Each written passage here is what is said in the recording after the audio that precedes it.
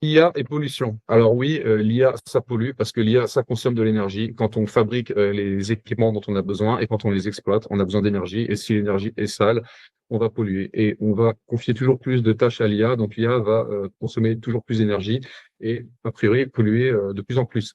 Sauf que quand même, on peut verdir l'énergie qu'on utilise. euh, on va être toujours plus efficace avec nos IA, avec des puces qui peuvent réaliser un même travail en consommant moins d'énergie.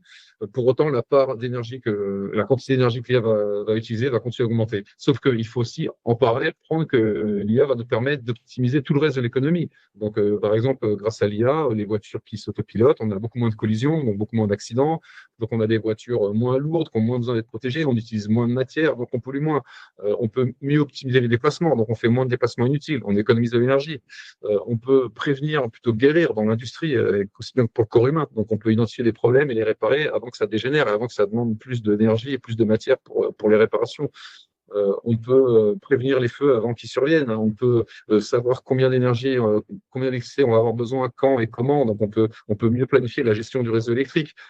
On peut mieux prévenir, par exemple, aussi comment dire, le temps qu'il va faire, donc la météorologie.